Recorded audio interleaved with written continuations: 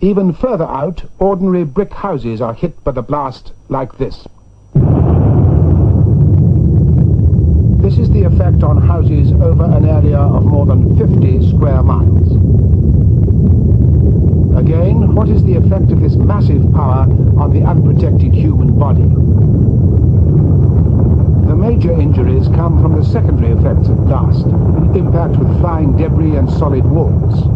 As far as Walthamstow or Hampstead, people can be carried by winds of 150 miles an hour and thrown against buildings. Arm and leg fractures are likely, with a high proportion of skull injuries. Closer in, the pressure itself may even rupture the lungs and burst the eardrums. However, the most widespread injuries are from flying glass.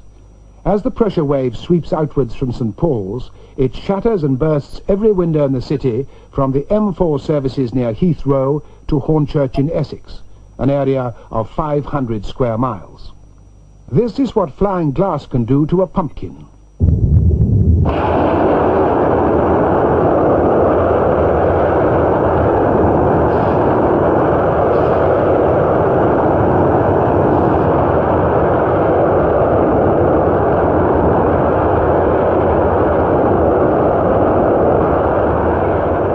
There are 600,000 people in this royal wedding crowd, stretching all the way back to Trafalgar Square. All the people you can see, plus another 250,000, will die immediately from the blast. 1.5 million more will be seriously injured. The immediate effects of even a single weapon are awesome. What can city dwellers do to protect themselves? We shall look firstly at the options open to a couple living in the North London suburb of Finsbury Park. Their street is between 3 and 4 miles from St. Paul's, mainly Edwardian terraced houses. Joy and Eric live at the southern end. He's a musician. She works for a bank.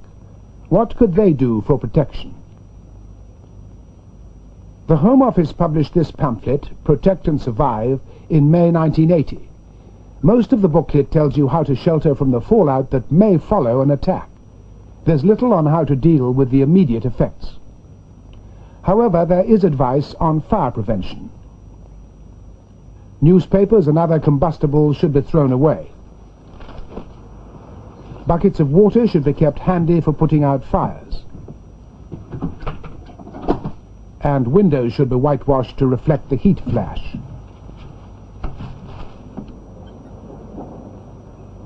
The remaining advice is how to shield an inner room from fallout, and how to build a refuge within that room.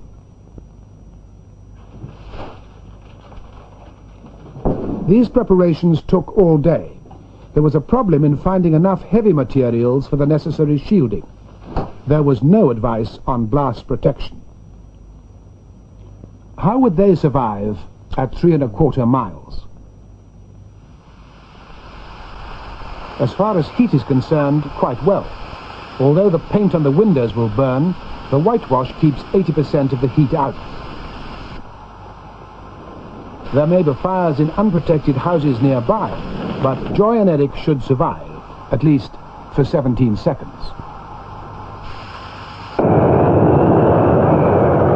After that, the blast demolishes their terrace of houses. There's no guarantee that these measures would protect you from blast if you were much closer than 6 to 8 miles from ground zero. However, as we'll see, any shelters that survive further away can still be effective against fallout. A second Home Office booklet was published early in 1981. It deals with more elaborate shelters. None of them are last-minute affairs. Type 1 is for digging outdoors in a time of international crisis. You need quite a large garden. It has to be well away from buildings and large trees to avoid falling debris. Stick the fork in and Many London gardens will not be big enough to satisfy this requirement. It's a shallow 18-inch trench with built-up earth walls, held in place initially with wooden doors. These are later used for the roof. It's suggested that all this timber, doors, planks, braces, should come from cannibalizing your own house. But would people really start removing doors unless they were certain an attack was coming?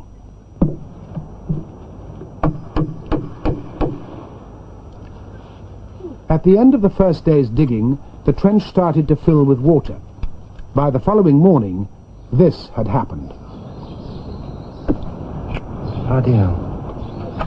Look at this. It's filled up. Oh. The local water table was about a foot below the surface. There were 8 inches of water to be bailed out. They persevered, although in practice the continuous flooding would have made their shelter uninhabitable. The next problem would have been especially difficult for those with small gardens. The earth excavated from the shelter was only a fraction of that needed to cover it. In fact, an additional 4.5 tons had to be imported. Luckily, the ground wasn't frozen. There were no underground sewage pipes or conduits in the way, and the couple had the necessary time to build it. It's not known in practice how much, if any, warning would be given for shelter building. Building this took the equivalent of a long, hard weekend for 2. The total cost of materials, not including the extra soil, was about £200. How does such a structure withstand heat and blast? The earth cover stands up to heat very well, although any exposed wood may be charred. However, the blast pressure at this range is 4 times what the shelter's designed for. So it wouldn't protect this couple from the immediate effects. In this kind of shelter, they'd need to be at least 5 or 6 miles away for proper blast protection. The booklet has another design that's more resistant to blast. It's a kit of parts, obtained in peacetime and assembled in a crisis. It's designed for indoors, for a basement or ground floor room.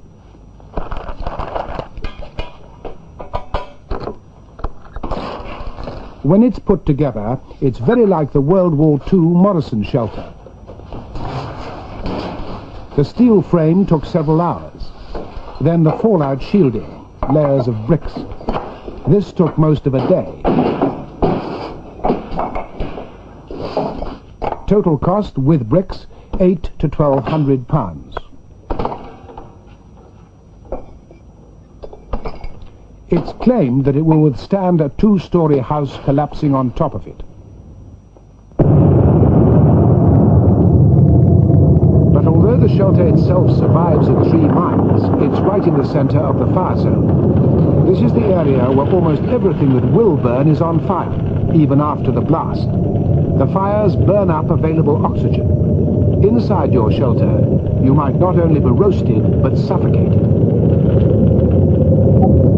For this reason alone, the shelter is unsatisfactory unless it's at least 4.5 to 5 miles away. And even then there may be no one to dig you out.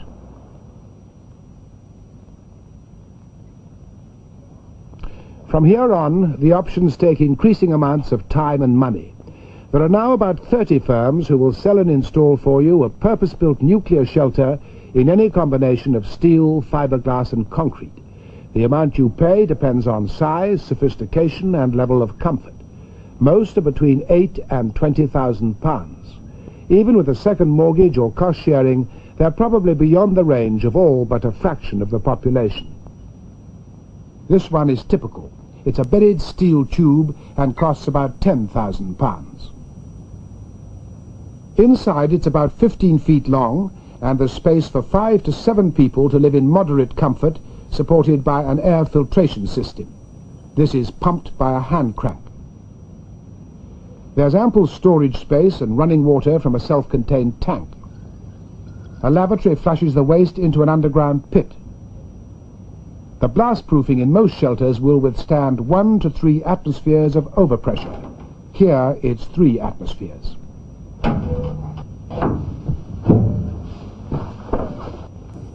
The whole thing's buried under 6 feet of earth and takes about a week to install and equip. The problems include making sure you're in it, not outside when the bomb goes off. There's also the question of neighbours. You may be the only one in your area with a shelter. Even further out, ordinary brick houses are hit by the blast like this. This is the effect on houses over an area of more than 50 square miles. Again, what is the effect of this massive power on the unprotected human body? The major injuries come from the secondary effects of blast, impact with flying debris and solid walls. As far as Walthamstow or Hampstead, people can be carried by winds of 150 miles an hour and thrown against buildings. Arm and leg fractures are likely, with a high proportion of skull injuries.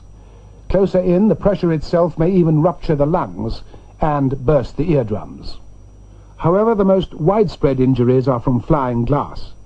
As the pressure wave sweeps outwards from St. Paul's, it shatters and bursts every window in the city from the M4 services near Heathrow to Hornchurch in Essex, an area of 500 square miles. This is what flying glass can do to a pumpkin.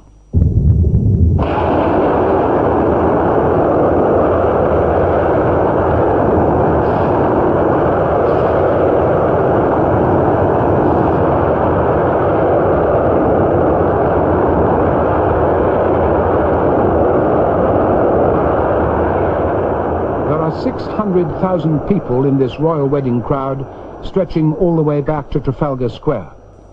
All the people you can see, plus another 250,000, will die immediately from the blast. 1.5 million more will be seriously injured. The immediate effects of even a single weapon are awesome.